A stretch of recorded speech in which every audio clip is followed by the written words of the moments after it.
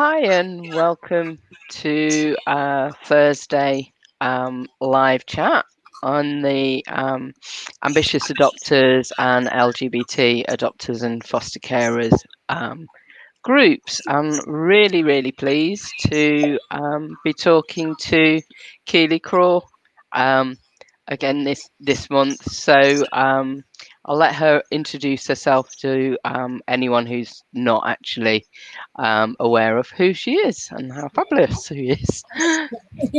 Hi, folks. Nice to see you again if you're tuning in again. If you are, I guess you know that it's me, so I'll be talking about play. And that's because for the last, well, but it's, actually, it was just, I was thinking, it was 15 years ago last week that I just completed the first part of my play therapy training.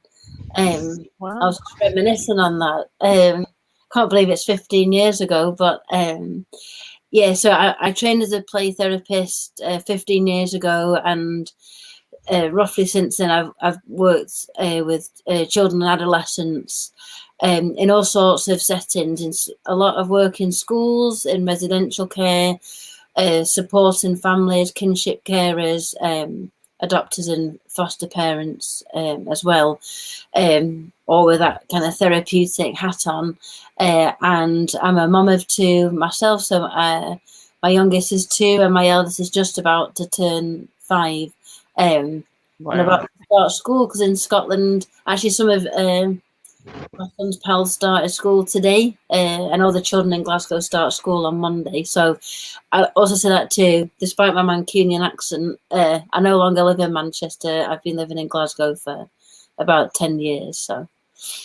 Okay.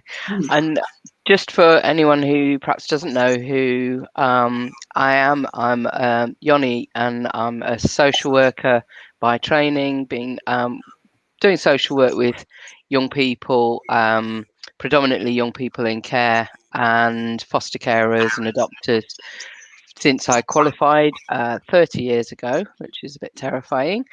And I'm also an adopter, and I myself experienced adoption as a child. So really pleased to be able to talk about all things to support children in care and adoption and fostering. And Keeley, you have got a very topical subject today. Yeah, You just want to give us a bit of an idea of what you're going to talk about. I apologise maybe for anyone who actually does live in Scotland, because I really have missed the boat for this topic. But I hope anyone tuning in England and Wales and anywhere else where the kids haven't maybe just recently started the school holiday. I just wanted to talk a little bit just about play and how it's just important in terms of like helping children developmentally. And I'm saying that in my, this is in a topical way, because I know particularly in England there was a lot of talk earlier in the year about having summer catch-up sessions for children because of all the disruption to education because of the pandemic. A lot of people were really worried that children had missed out a lot on their education and they were all going to be behind developmentally. So, and that's a fair anxiety to have. And, the government response to that initially was to, provide like more education over the summer holidays. Now, I was just checking up on it actually today, because obviously I'm in Scotland and that didn't happen here. But I think only about 5 schools in England were actually going to offer that, so it's not really come to fruition. But I think it's also because a lot of people, I certainly know the body I'm registered with as a therapist, the BACP, the Bristol Association of Counsellors and Psychotherapists, had a lot to say about it. Other organisations, some that I've worked with, had a lot to say about it too. And it's basically like, don't do it. Yeah. So it's easy to understand parents' anxieties, and so I just wanted to kind of talk about that. But I think this talk is maybe useful thinking about summer and thinking, do I need to do extra to help my children catch up over summer? And by extra, I mean like academic stuff. Do I need to be like giving them like extra input? I noticed actually I don't always have access to TV, But when I was away, I had access to telly, and my kids would be watching Channel 5 Milkshake. And what I noticed in all the adverts was there was like always adverts about apps, like for the tablets or the computer devices, that were like games that were teaching children like literacy and numeracy and other things. And, I kind of thought, I wonder whether they were out all year round or if it was just more so now because people are maybe feeling anxious about their children, like not kind of being, maybe where they would be had they not had so much disruption to their education. But I really just want to kind of just reassure people, I guess, and just give you like the message that just relax. That you don't have to do all that extra academic input yourselves or give that to anybody else over the summer holiday period.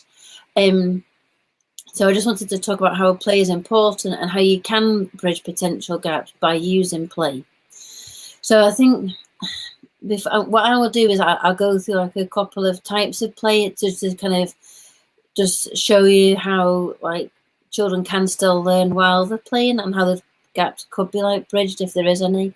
But I think the most important thing to say first actually is that no learning can take place when a person is stressed. So, if you think yourself, as an adult, when you're stressed, it's harder to listen, it's harder to concentrate, it's harder to focus, so, a lot of what maybe people are trying to tell you just falls on deaf ears because you're not in the state of mind to input that.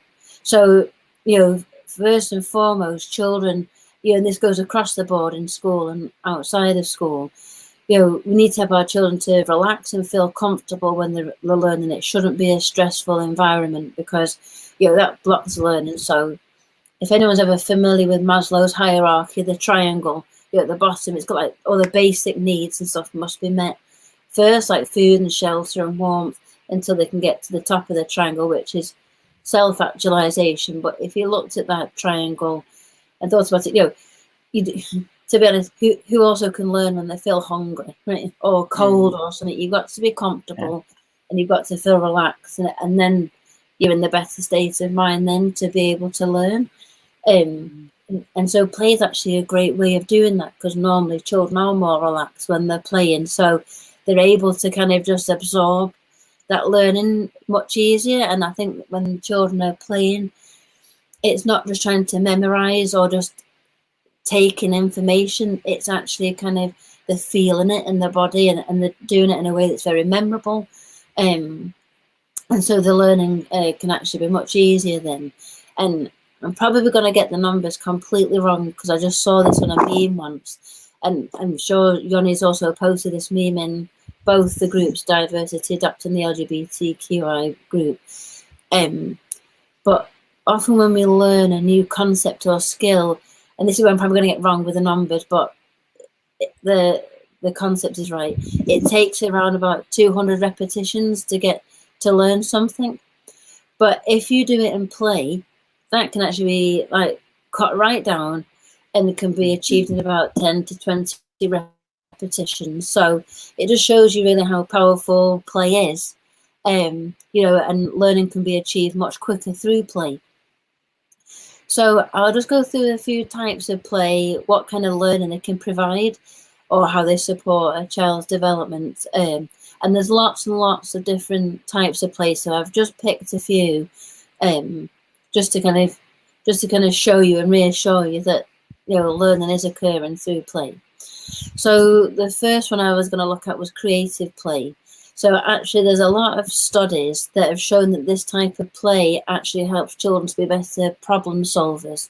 And when you think about it, when you're being creative, often you're thinking outside of the box. When children are playing and using their imaginations and they're like maybe role playing together, a story, they have to kind of think, all right, there comes like a problem part in the story. How are we going to manage that? And they'll think about something. So it's problem solving. When they're trying to build or make something, again, it's problem solving. They're having to think about how will I tackle this? How will I manage that? How can I draw this? They have like an abstract idea of what they want to do. So they've got I don't know, they want to draw a rhinoceros. So it's like abstract at that moment, and then they've got to think how they're going to make that concrete, how they're going to make that real. So all these different kinds of things are really kind of helping with problem solving. So then when you think about that, like in terms of like what they're learning at school, well, problem solving is like the kind of things that they're always doing in maths and science, probably like in things like PE, where they have to think about how they're going to like approach like a piece of gym equipment, or when they're doing a team game, how they're going to solve a problem, to win. So that creative play leads to the better problem solvers, can really help. And as well as like in terms of academic learning, how it helps, just helps you better in life, doesn't it? That's part of what helps a person to be resilient, is if they can have that ability to problem solve, so they're not getting kind of stuck with the problem and not really sure what to do with it. If they've got more better problem solving skills, they're like, right, okay, this is my challenge, but it gives them a confidence and an ability to kind of get over that hurdle. So creative play is really great for that. The next is musical play. So rhymes and repetition have been found to kind of help a lot in aiding memory.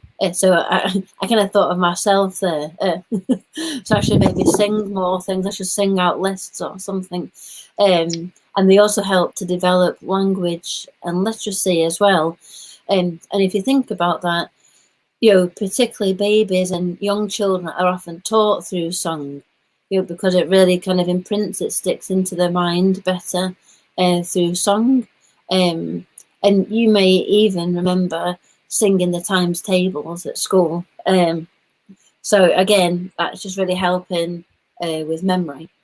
So, and again, when you think about it as an academic skill, a lot of what happens in school is about memory and recall of information. So anything you can do, that maybe involves like just being musical, playing on, you might want some earplugs, but letting the kids like play on the pots and pans, or just doing singing together or dancing, is really just helping with that sense of getting rhyme and repetition into the body.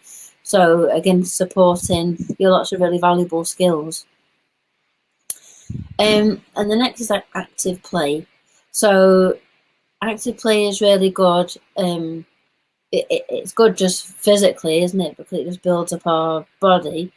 But it's also really good because it gives a child, or ourselves, if we're in active play, a better sense of themselves physically.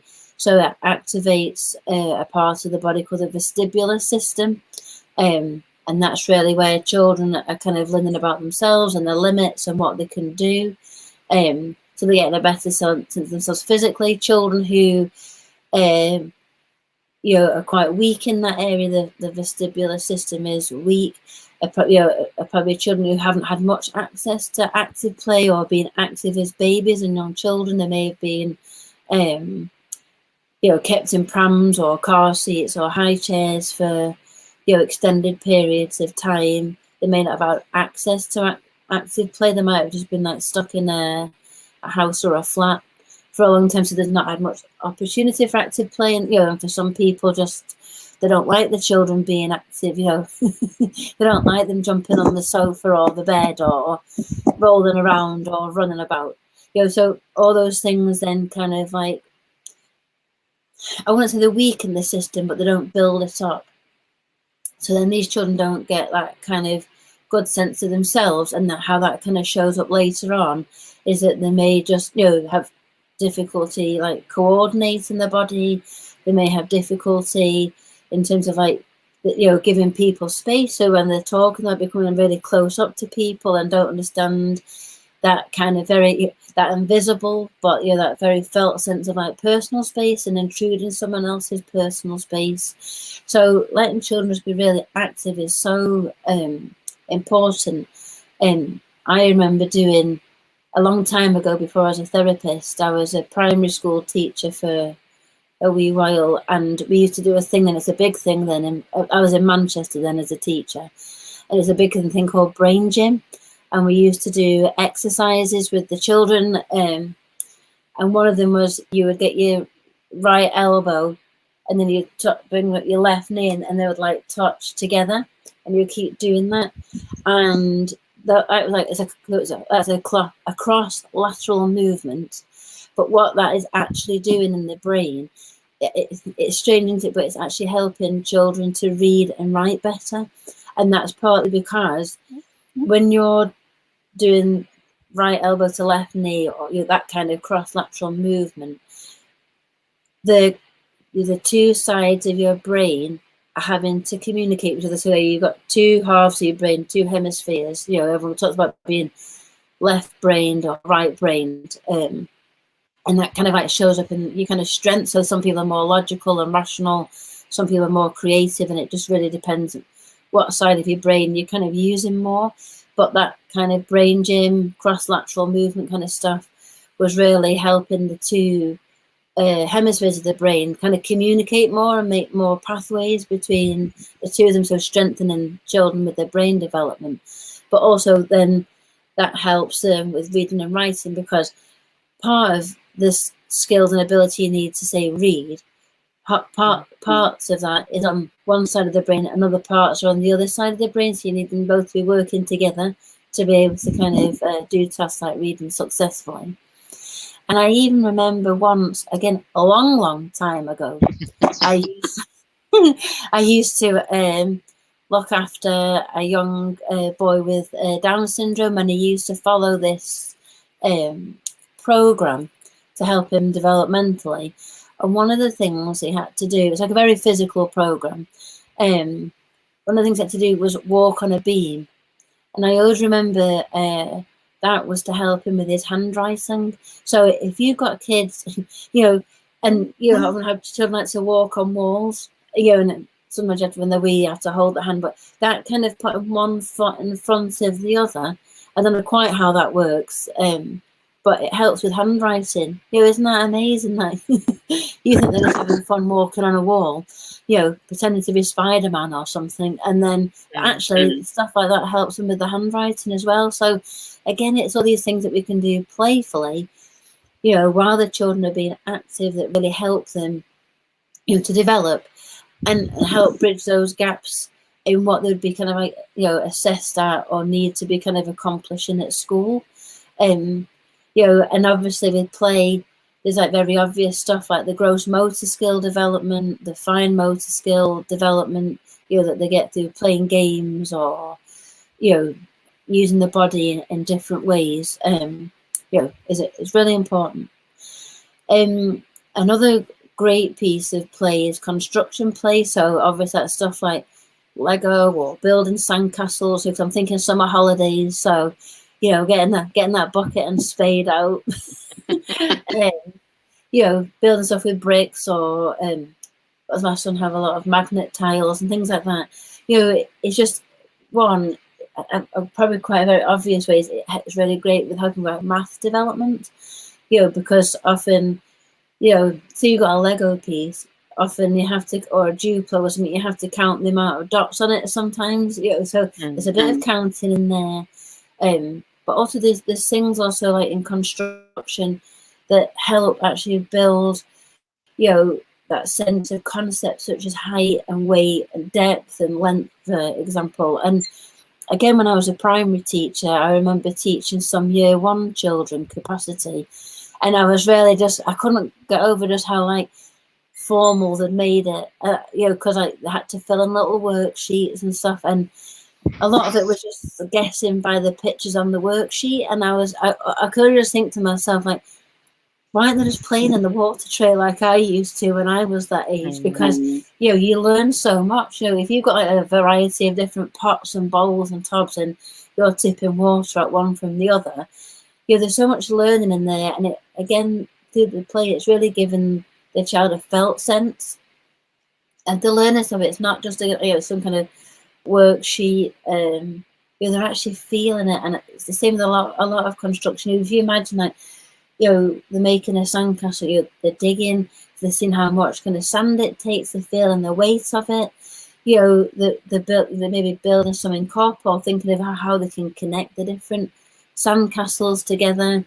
Maybe digging a moat around it and trying to fill it up with water. Just think how much learning, how much science and maths and everything is just going on and just making sandcastles.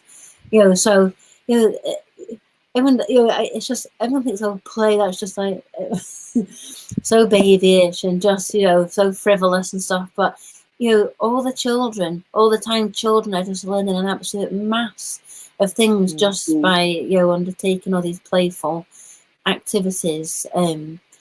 So yeah, sandcastles. So if you're on holiday, get that bucket and spade out. I'm going to prescribe sandcastles for everyone to do over the summer. That's right. I mean, wouldn't that be amazing? Like, if like the government actually said, we'd like to make sure, everyone picks up what they're learning, so that let's give everyone the opportunity to go to the beach or something. Or I guess you're doing the same when children get to play with mud kitchens or just playing in the garden, mucking about with mud and stuff. Again, you can build stuff and they're getting messy and they're learning a lot from that. Which maybe takes me nicely to the last piece of play I was going to look at, which was nature play, and that really ticks a lot of boxes. So there's a chance there to explore their environment. There's a lot of sensory experiences in play like that. So whether they're just out running around in a field, or going through a forest, or again, beaches, wherever you're going, there's a lot to kind of learn, and a lot of sensory experiences in like the feel and the taste and the touch of things, so you're really activating there like a lot of sensory experience for them. They're giving them that chance to explore the environment, and I think that's really important right now. I mean, I guess for some parents, sometimes we maybe feel like we've been to outdoors plenty during lockdowns. I know I felt like parked out at one point because all there was to do was to go to the park. It's a great chance just to explore your environment, especially probably before lockdown. A lot of us, especially if we had like school-age children, we spend a lot of time in buildings, so it was nice to be outdoors. One of the really interesting study a while ago, and it showed that when people like touch soil, like they were playing with it or maybe gardening, it released endorphins in the body, and endorphins are like real feel-good hormones. They're activated also like when you do physical activity. So like, I don't know if anyone's ever felt that when they've like gone for like a walk or a swim, or they've been down to the gym or something. Afterwards, you feel like quite pumped up and just like in a better place, and that's endorphins that have been released. So if you're not a fan of the gym, just go and put your hands in some soil, and you're maybe not losing any weight, but you'll certainly feel better for it, because it is releasing endorphins. And I think also nature play activates another type of play, which is reflective play. So sometimes just being out and just lying on the grass somewhere and looking at the clouds, or just sitting under a tree, or just having not necessarily with reflective play, you could be doing it indoors, but having that chance to daydream really encourages imagination. But it's also really good because it's just still in your body sometimes, isn't it? And we're all going through, we're not quite there yet, but for the last 18 months or so now, we've all been under this incredible stress. We've lived in really bizarre, extremely uncertain times, frightening times, and we've all had to kind of adapt to different circumstances, how we manage work and how we manage childcare, how we just managed, some of us may have been very used to kind of like having a lot of like support networks around us that haven't been there recently. We've had to find different ways to adapt. It's been really bombing hard. So, just sometimes the chance just to be still can be great, and just to kind of have that kind of time to reflect and to be in nature. It also really helps children to regulate their own emotions. Again, if you've just gone, anytime you felt like a bit stressed out, and wherever you live, you've kind of hit somewhere that's like, a nice walk around the park, or if you're lucky enough to like be able to walk up the hills or go for a walk on the beach, or how best you just feel it's about having that time maybe just by yourself, just to kind of let those thoughts kind of roll as you're just kind of submersed in, just a, I guess, a more aesthetically pleasing environment, can be great. So the last bit I wanted to talk about, which is a bit like nature play too, is dens. So if any of you have been in some other conversations with Johnny and I before, we were actually talking about now how often children still do make dens like we used to back in the day. But the dens now are virtual. So there's things like Minecraft and other games where they can kind of create worlds, and really that's like a modern day den building, and that's fine, and they'll be learning in that. But sometimes if you can just give the kids the chance to do things like build a den in the garden, or sometimes it's what do we. I did it one for the kids in the summer, but my mum used to do it. You're just like pinning up tablecloths or bed sheets around like the whirligig you're washing, or like getting two chairs and putting like a tablecloth over it.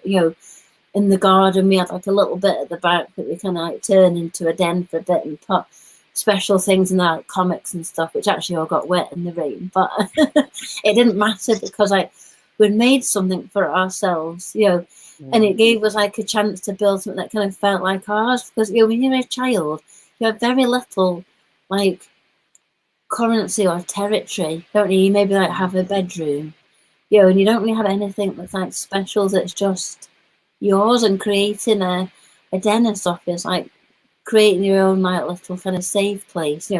We have ours, we call it home, and we decorate it and we put all the things in it that we like and we need.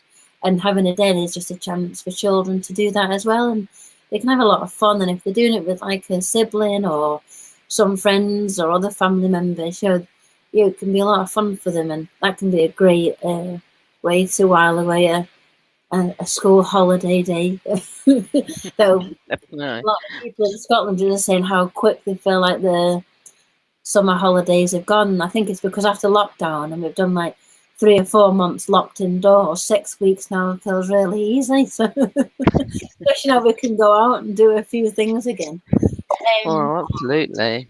Yeah. So I just think I just hope people can kind of see from that it doesn't have to be you've got to sit down with worksheets or be buying apps for the children. That just let them play, and they'll just be learning an absolute ton of stuff from that.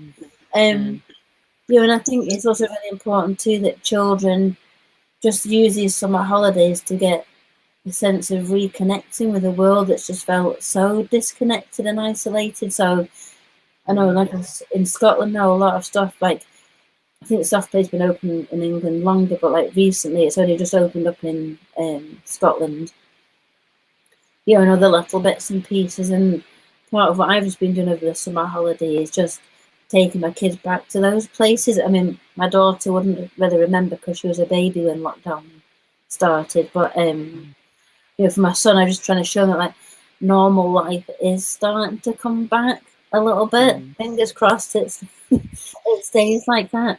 But so I just think just giving them that chance just to reconnect and to play and do the things they've enjoyed before, to be able to reconnect with friends and family that they may have missed out on time with, is just really important. And that just helps the children just to kind of feel a bit safer in the world and a bit more kind of relaxed, hopefully, and therefore more able to learn when they are going to go back to school. So it's a bit of a little cycle there, isn't there, from my talk? So I didn't plan actually, but I feel it quite well.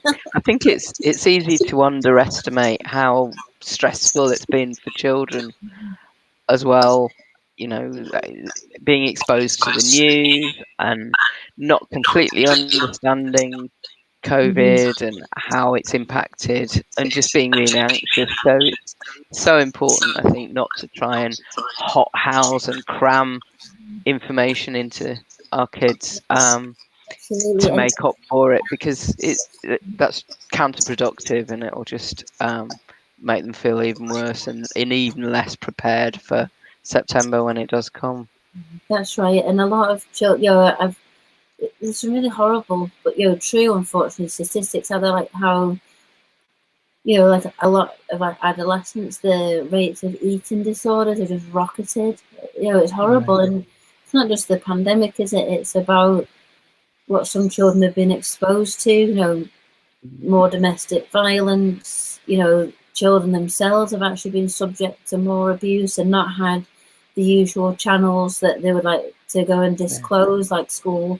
So that there's been an awful lot of stress, and just generally, households have, for a lot of people, have just become like much more stressful places because everyone is trying to work from home and trying to do the Mm. job and do like the childcare or make sure the kids are doing their online learning as well. You haven't got the same places to go. It's harder, as adults just to go somewhere for a bit and have a bit of time just for yourself, and you're all living Mm. on each other's feet, and that's stressful. It's hard, to kind of manage that. It's a real pressure. So, I'm also going to say, for all the parents listening out there and the carers, make sure you're getting a bit of play as well and a bit of time now to, Yeah. to do all these things to reconnect and just kind of start feeling your way back into this new kind of Mm. normal. I think it takes time. Mm. Everyone's leaping into it. Everyone's just a bit, maybe kind of a bit like kind of skeptical, and there can be a lot of anxiety around, and it's just about us trying to get used to going back to like, I'm not sure how I really feel about the phrase, but people use it a lot, a new normal. Um, Mm. Mm. so we need that time ourselves too, because we need to. You can't draw from an empty well. Really, we need to replenish ourselves too as the adults. Mm. So.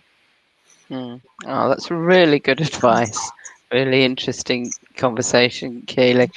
Um, and for those who are watching now or watching replay, do let us know what your thoughts are. Something that you've enjoyed doing to look after yourself, because it's great to give other people suggestions and ideas about how you can look after yourself, and what you've taken from our conversation today. So thank you, Keeley. Really appreciate it, and I look forward to our chat next month, as you've kindly agreed to come every month, and we'll talk about something different. Yeah, So it'll be about play. There's a clue.